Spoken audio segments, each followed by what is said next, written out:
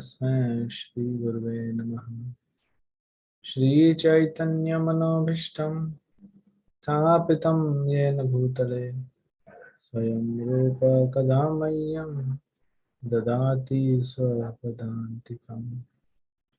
वन्देऽहं श्रीगुरो श्रीयुतापदकमलं श्रीगुरून् वैष्णवांश्च श्रीरूपं साग्रजातं सहगणा रघुनाथान्वितं तं सजीवम् साद्वैतं सावधूतं परिजनसहितं कृष्णचैतन्यदेवं श्रीराधा कृष्णपदान् सहगणा ललिता श्रीविशाखावतंश्च नमः विष्णुपादाय कृष्णपृष्ठाय भूतले श्रीमते भक्तिवेदान्त स्वामिनिते नामिने नमस्ते सारस्वते देवे गौरवाणी प्रचारिणे निर्विशेष शून्यवादी पाश्चात्यदेशतारिणे नमो महावदन्याय कृष्ण प्रेम प्रदायते कृष्णाय कृष्ण चैतन्य नामिने गौरत्विषे नमः। हे कृष्ण करुणा सिंधु दीनबंधु जगतपते गोपेश गोपिका कांत राधा कांत नमस्तुते। तप्त कांचन गौरांगी राधे वृंदावनेश्वरी वृषभानुसुते देवी प्रणमामि हरिप्रिये। वाञ्छाकल्पतरुभ्यश्च कृपा सिन्धुभ्येव च पतितानां पावनेभ्यो वैष्णवेभ्यो नमो नमः। जय श्री कृष्ण चैतन्य प्रभु नित्यानंद श्री अद्वैत गदाधर श्रीवासदि गौर भक्त वृंद हरे Krishna Krishna Krishna Hare Hare Hare Ram Ram Ram Hare Hare Hare Krishna. So we welcome every one of you for this new series, 3-session series, the pains and pleasure. In this world, every living entity, right from the microbes, the worms, bacteria, the microbes, the viruses, up to human being, up to demigods, they are seeking pleasure and trying to avoid the pain. So living entity is a pain avoiding and pleasure seeking being. And that's not wrong. That's not wrong. Everyone in the world must avoid pains and should seek for pleasure.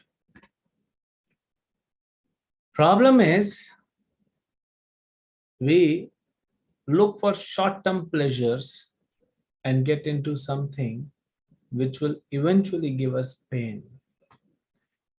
So avoiding pain does not mean when the pain comes, you avoid it. It means you should not do any such activity which will eventually inflict pain upon you. If someone murdered, or if you go and murder someone, you know that this will eventually put you behind the bar.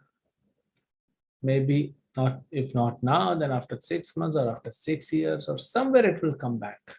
What goes around comes around. So then we should try to avoid the activity which will inflict the pain. We cannot avoid the pain because that's the result. It's like for a student. If a student doesn't study, then the marks which have come, you cannot avoid that. So if you want to avoid, better avoid the activity which is not allowed for us.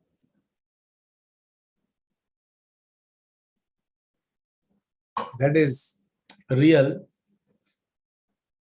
pain avoiding situation. So everyone has pains and pleasures in this world, happiness and miseries or distress. So in this 3 sessions, we will discuss about Maharaj Chitraketu.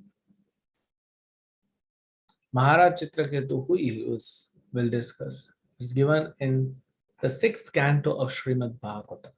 Very wonderful. We just briefly touch upon the incidents, but I would personally request you, you should read the purports also. You should read the purports also, because that's very important. So what happened? There was a demon named Vritrasura who fought with Indra and other demigods. He killed many soldiers of Indra. He actually swallowed Indra. But then Indra went to Lord Vishnu, and Lord Vishnu said, you go to Dadichi Muni, and from the spinal cord of Dadichi Muni, you make a weapon that will kill Vritrasura. So Indra went and told Dadichi Muni, I need a spinal cord.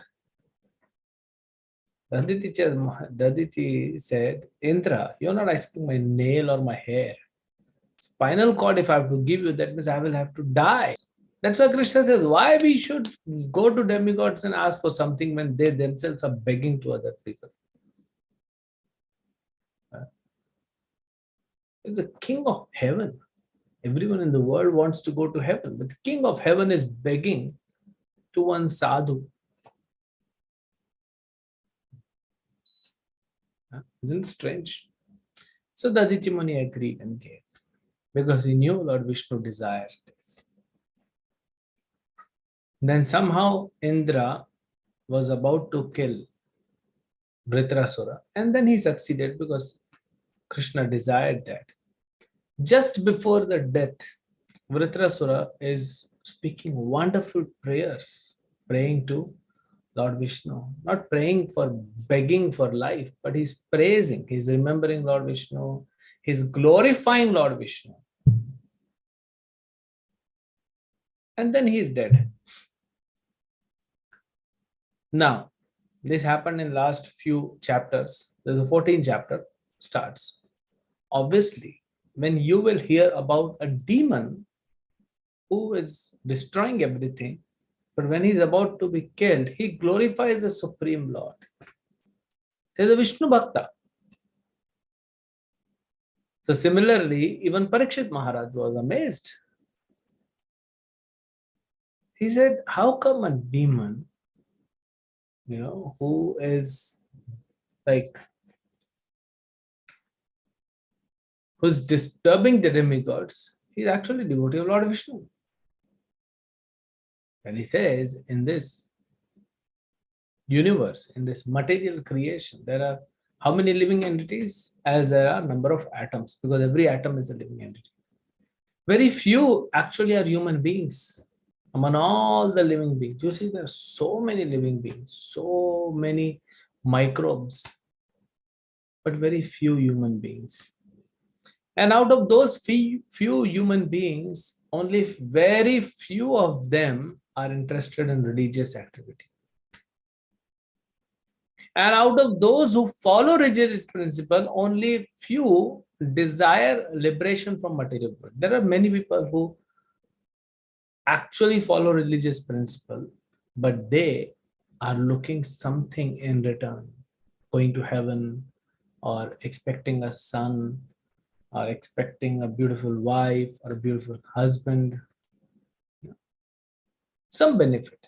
They're not desiring liberation. So very few of them actually desire liberation. And out of those few who desire liberation, very few actually achieve liberation. Giving up.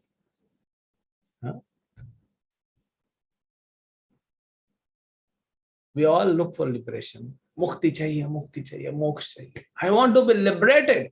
Yes, you will have to leave your spouse. You will have to leave your kids. You will have to leave your bank balance. You will have to leave your job. You will have to leave this society, friendship, relatives. You will have to leave this body. You will have to leave this world.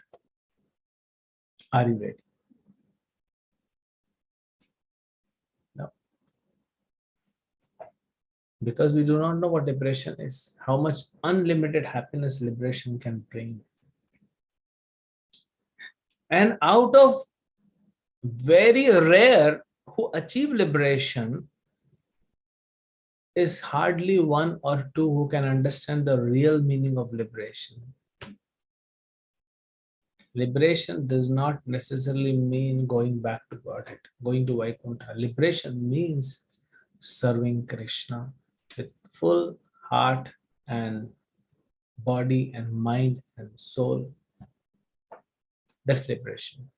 Because eternally we are supposed to serve Krishna. So he's asking that. And how come this demon has understood that and he's glorifying Lord Narayan? And it's so disturbing everywhere.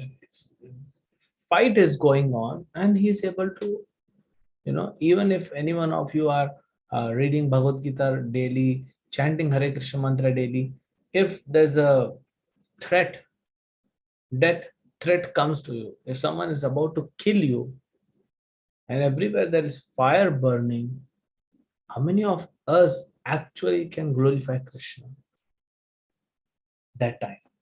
It's very difficult. So Vritarasura is fixed up in devotional service. He is not an ordinary soul. So then it's very amazing. It's wonderful. So then Parikshit Maharaj asking. So Shukadeva Goswami said that the most powerful of the sage, Shukadeva Goswami, he said, I have heard from the mouth of Vyasadeva, Narad Muni and Devala, history of Vritrasura. So I'll speak to you. Please listen carefully.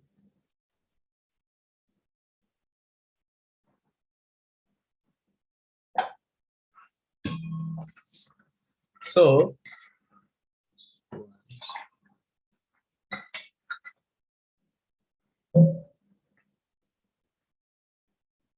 the history of Vritrasura. They say na, every sage has a past and every sinner has a future. So Vritrasura had a past, which we work on. So then he says Vritrasura actually in the previous birth was Maharaj Chitraketu. Chitraketu Maharaj used to stay in the province of Shurasen, and he was ruling all over the earth. In earlier days, there was a system where a person could rule all over the earth. Now, because of so-called democracy and so many countries, nobody is listening to nobody. Nobody is listening to anybody. So then there's a challenge. Maharaj Parikshit ruled. After that, gradually started, because after that, nobody came who was so powerful who could control everyone in the world. There's no personality. When Kali Yuga started. So only last king who was able to rule over the world was Parikshit Maharaj. Now, Chitraketu Maharaj had 10 million wives. Don't be shocked. 10 million wives, which is 1 crore.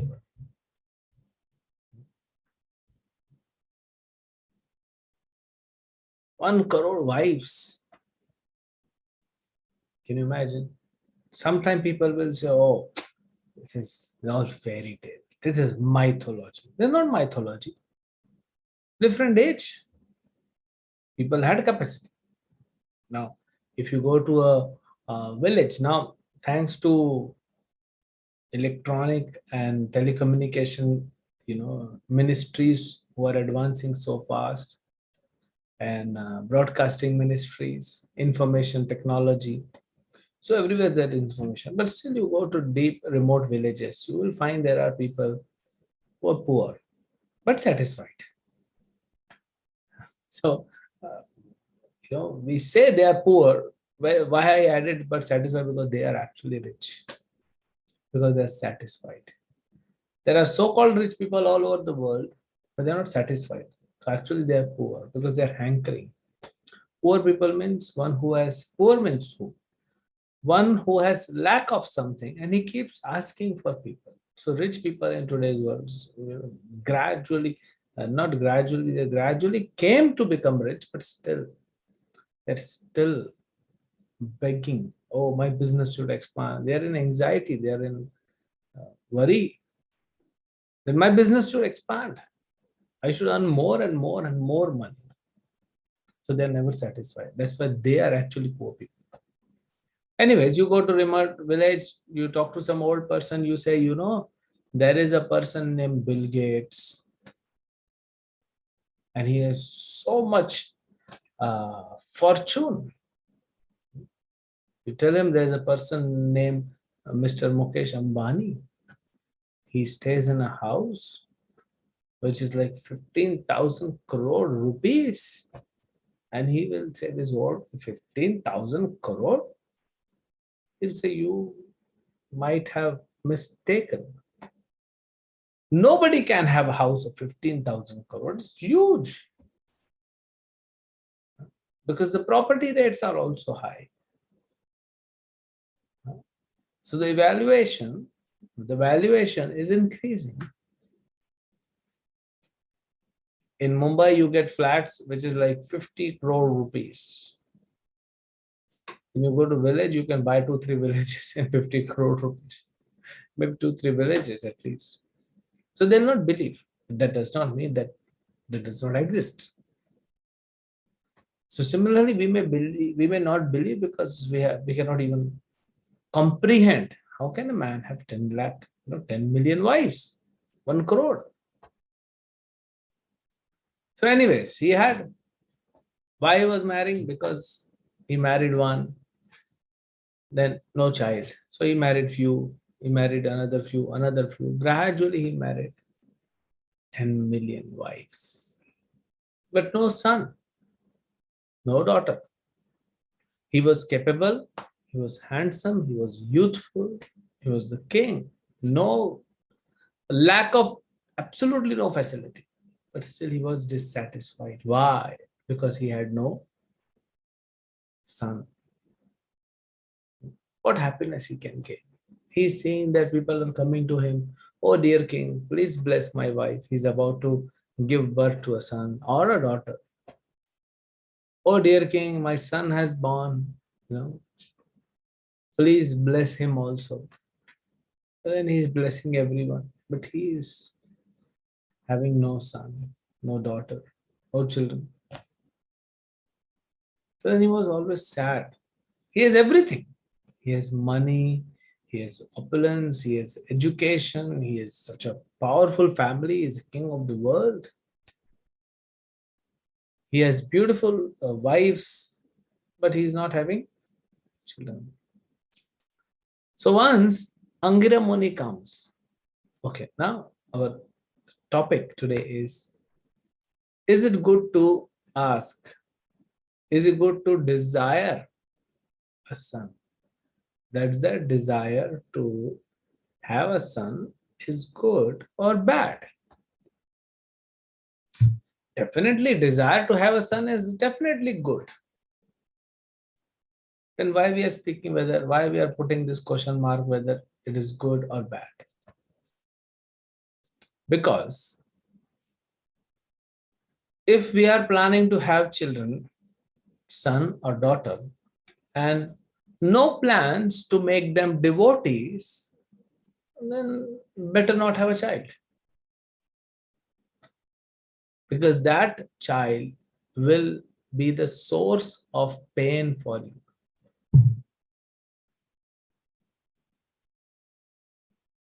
That child will be source of pain for you. If you will not make him a devotee. If you desire a son who will eventually become a devotee and make others devotees, glorious father, glorious mother, and glorious children. That is a glorious desire. Now, Chitraketu Maharaj, why he wants a son? Even Dashrath Maharaj wanted son. Nanda Baba wanted son. We celebrated Janmashtami 2 days ago. Nanda Maharaj wanted son. Yashoda wanted son. Vasudeva, everyone's desire is son. There is no harm. So,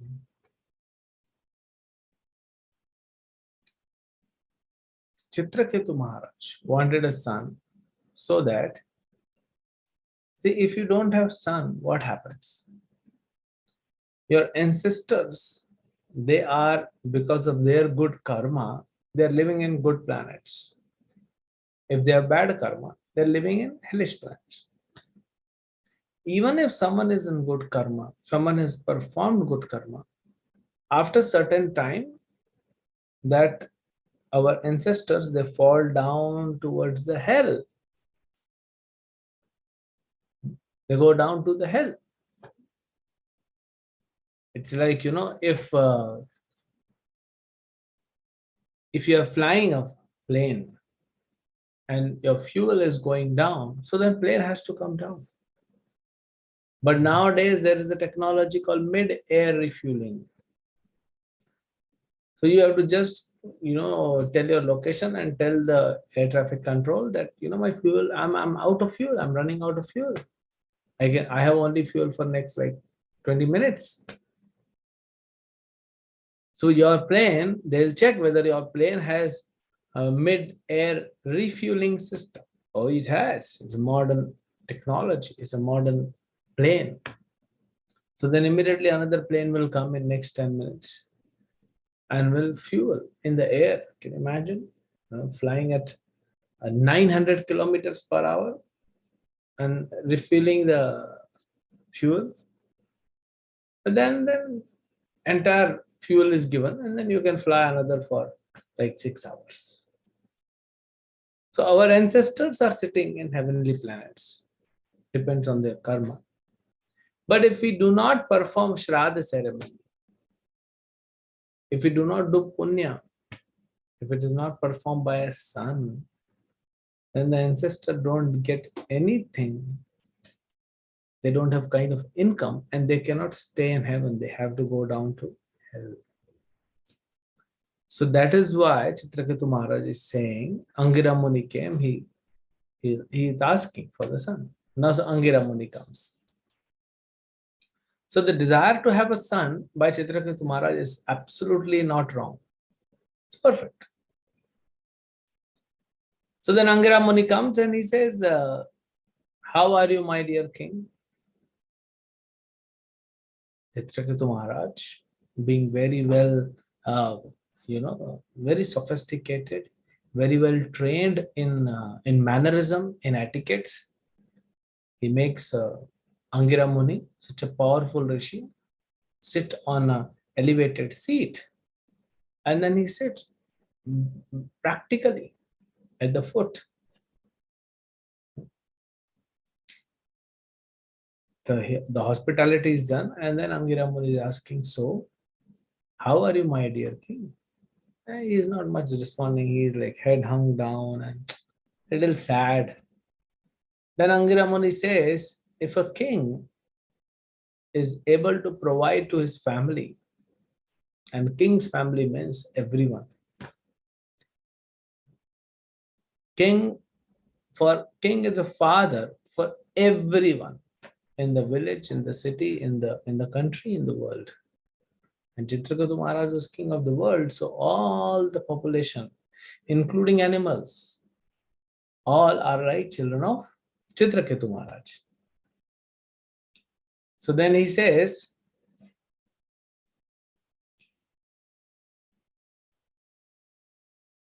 that if they are happy and if they follow you, then you should be happy. If you have a chaste wife, then a king should be happy. If you have,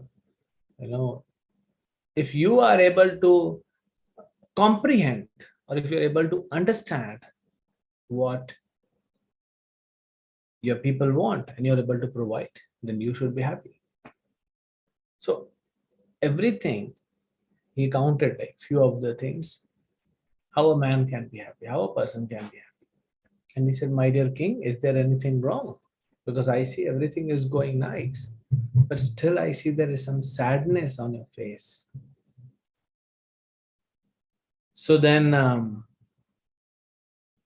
Chitraketu Maharaj said, what can I explain you, my dear sage? You know everything. I do not have a son. I have all the facilities, but I do not have son. My situation is like that. I'm very hungry, but people are giving me flower garlands and jewelry. I'm hungry for food. These flower garlands and welcome and glorification and jewelry cannot make me happy. So please do something. I said, what? I need a son. It's amazing. By the time we complete 3 sessions, you will see a lot of transformation in Chitraketu Maharaj. Now, Chitraketu Maharaj, he has everything. He is thinking that if he gets a son, he's the happiest man in the world. That's exactly called illusion.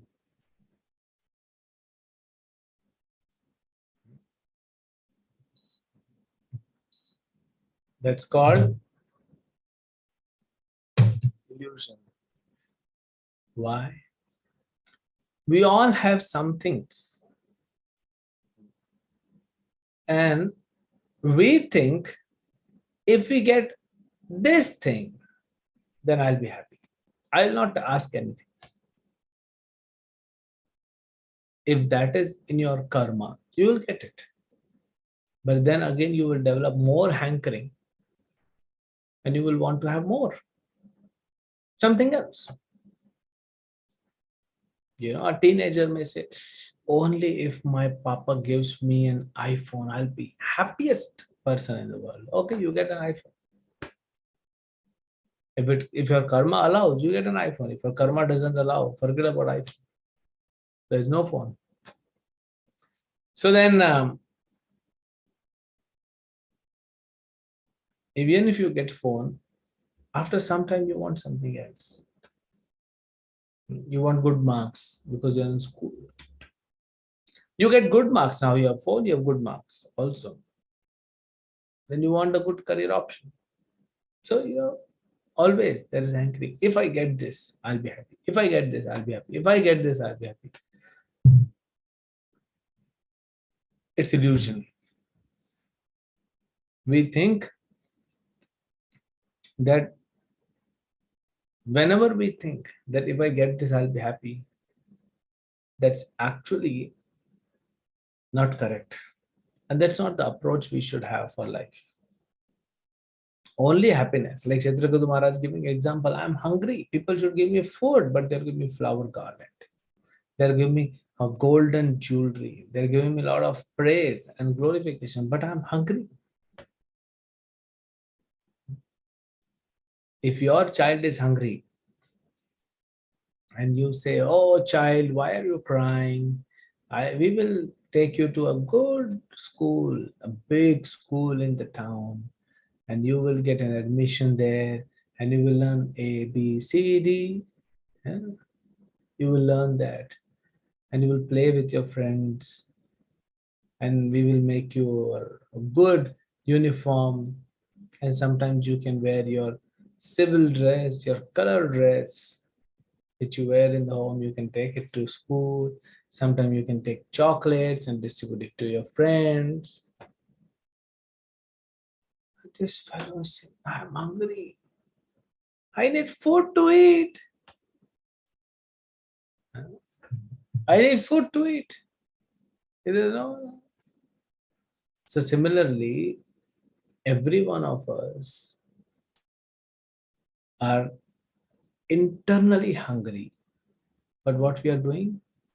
We're trying to satisfy that internal hunger by giving ourselves external facilities. Tell me, how will it work? Is it possible?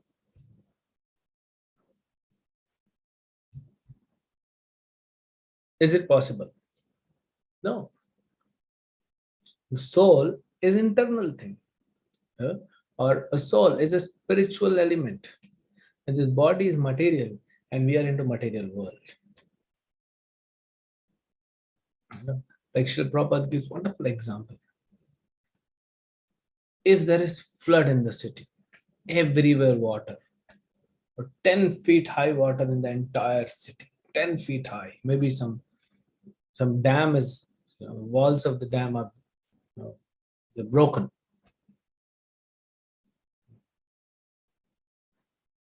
and a lot of water is gushing down. An entire city is like flooded. 10 feet water. It's huge water. Lot of water.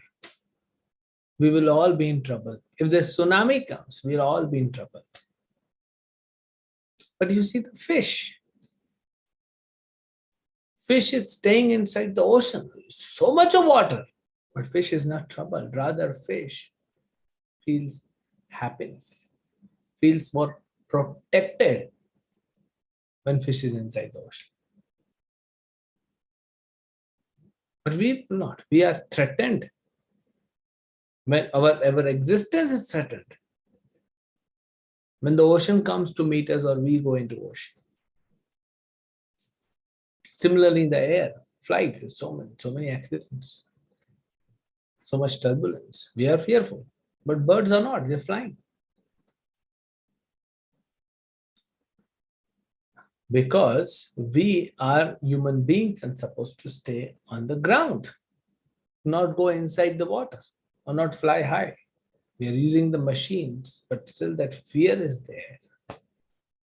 Now, I've heard that new supersonic airplanes, passenger airplanes will be coming. Earlier, it used to be there. Now, the airplanes are going like 12 kilometers high. They will go almost 20 to 24 kilometers height. Imagine 24 kilometers, speed of 2000 kilometers per hour. Anything happens to the machine. Swaha. That will be the situation.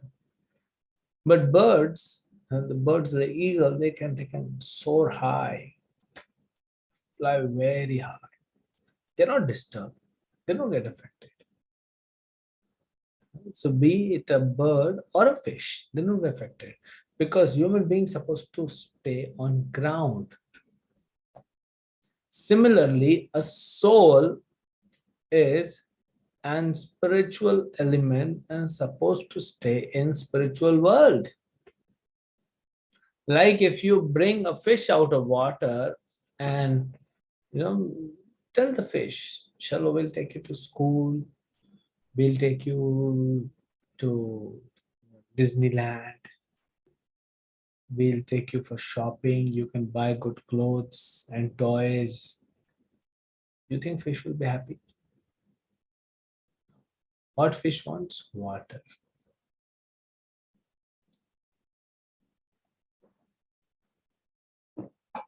Fish wants water because fish is an animal of water. Similarly, soul belongs to spiritual world, and soul can never be happy in this material world. Can never be happy. So soul must go to spiritual world to become happy. We are in material world. We are suffering. We are in a miserable situation. And we have pain. Say, suppose I have pain on my left arm. It's paining. It's excruciating pain. Then I said, oh, doctor, please give me some injection. If this pain is gone, I'll be all right. I'll be happy. Please give me some injection. And doctor brings some injection and inserts. Medicine is gone immediately in the bloodstream. And you feel, now the pain is gone. Now, because of the pain, you did not eat your food. So you're hungry. You have no food. Say, please, someone give me food.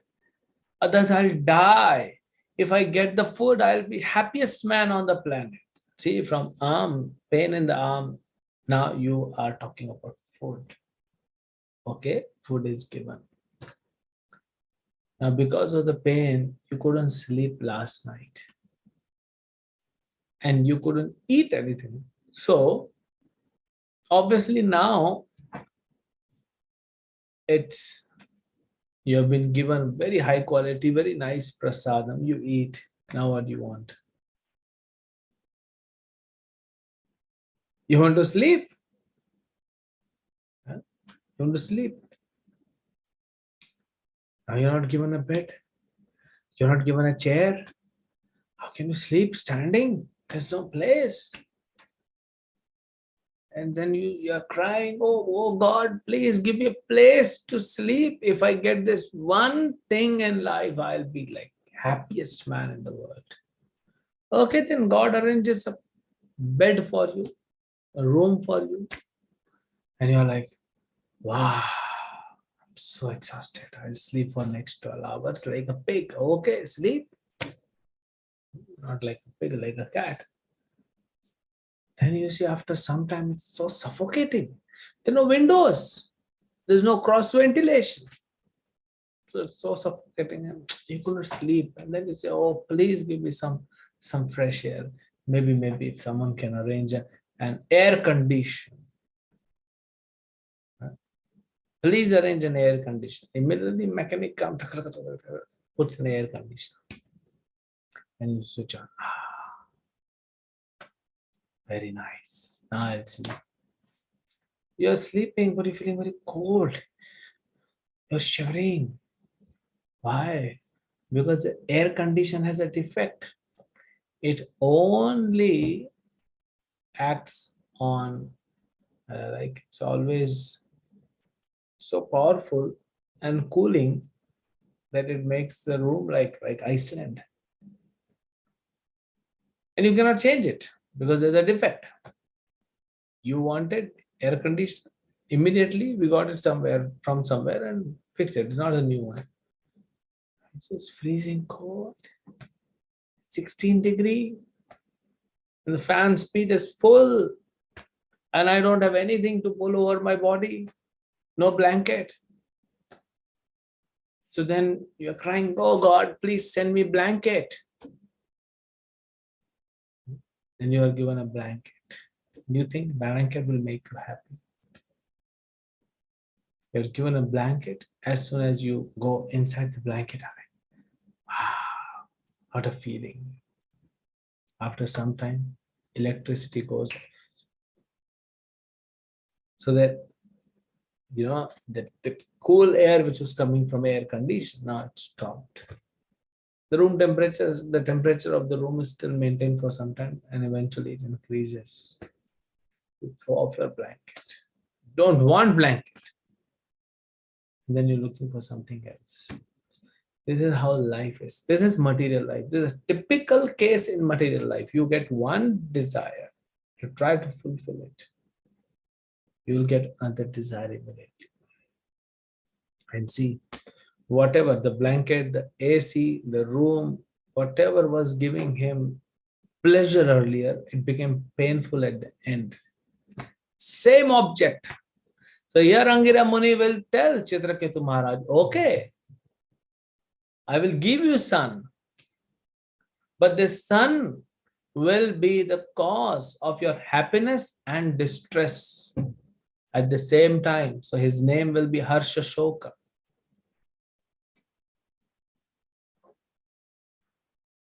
Harsha means happiness and Shoka means distress. So the king thought, let me get a son. Let me get a son. I'll see what to do with distress. I have so much money. Maybe my son will not go to school. No problem. I will open a school for him. Maybe my son will not study. No problem. I will keep like 10 tuition teachers for him. Maybe my son will not listen to me because he is the only son and I will give him so much love and affection, so many facilities, that he'll not listen to me. No problem. Let him not listen. At least I will have a son. So he was thinking, okay, this. My son will give me problem. I'll deal with it. They're not big.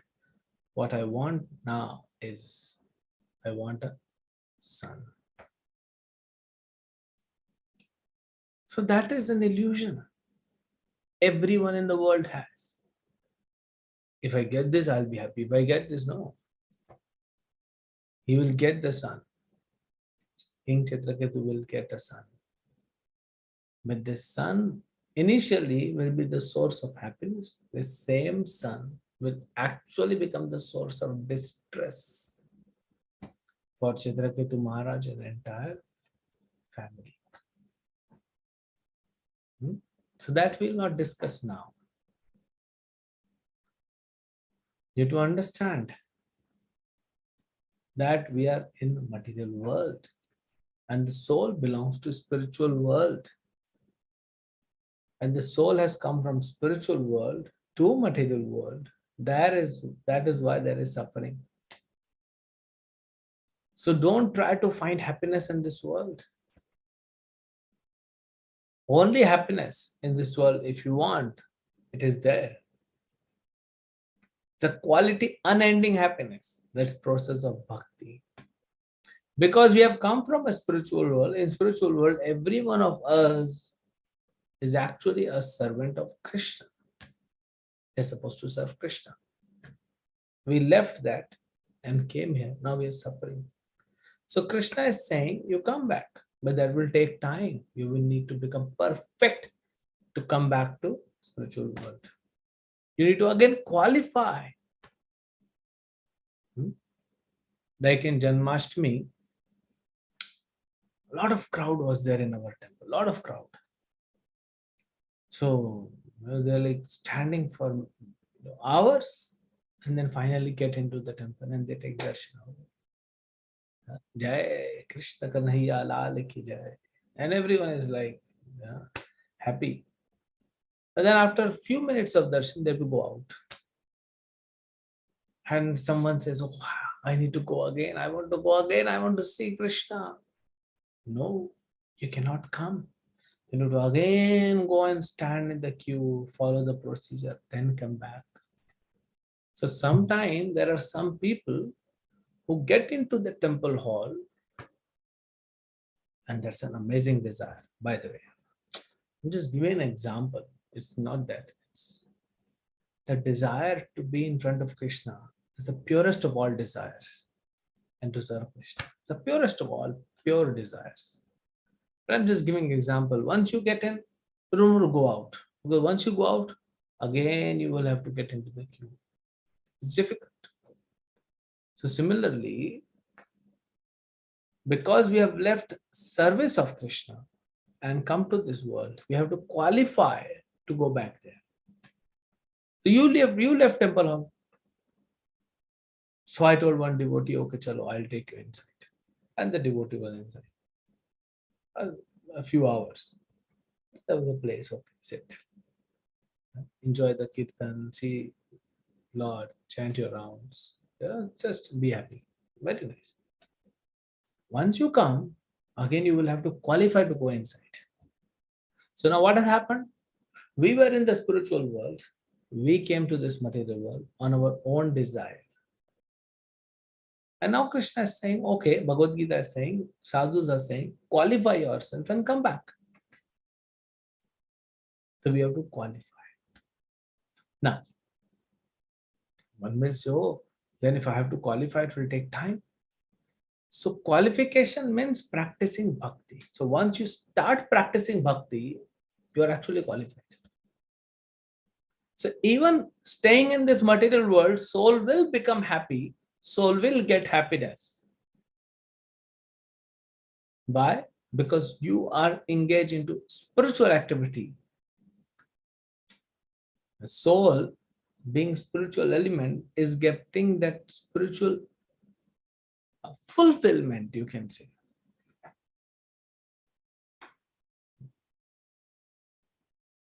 then it will make soul happy. So real liberation is, as we said initially, people do not understand. Real liberation is to serve Krishna. Staying here in this world, in this body, in this atmosphere, if we serve Krishna, somehow or the other, we'll be happy. There is no other way, no other way, no other way to become happy other than performing devotional service to Krishna. Period. Many people have tried, even people like Hiranyakashipu and Hiranyaksha, Ravana, Kumbhakarna, couldn't succeed. They couldn't succeed. So that is why we should practice bhakti. We should try to serve Krishna. Once we serve Krishna, we'll be happy.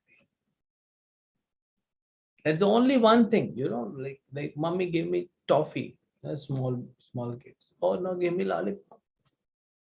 Oh, I don't want to go to school. And Sunday, I want to stay at home. So boring. I want to meet my friends. I want to go to school. But today is Sunday. You cannot go to school. So from that time till you become old and about to die, you will be in a situation that if I get this, I'll be so happy. Only one thing for which we should hanker is spiritual life. Only that spirituality will make us happy. There is no other process. Absolutely no other process. You understand that? No?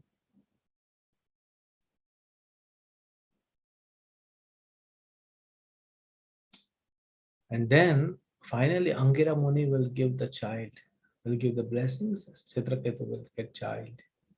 He's so happy. Everywhere there is happiness. But very soon the day will come that happiness, that nectar will turn into poison. Some envious snake will come and drink the milk. So the nectarian quality of milk will be converted into poisonous effect. So how this will happen and what we should learn, we'll discuss it next week. Hare Krishna. Thank you very much, Prabhuji, for such a wonderful session. If any devotee have any questions, then they may ask. They can raise their hand. I will unmute them.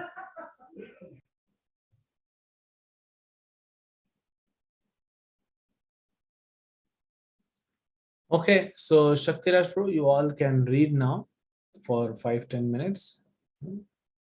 And then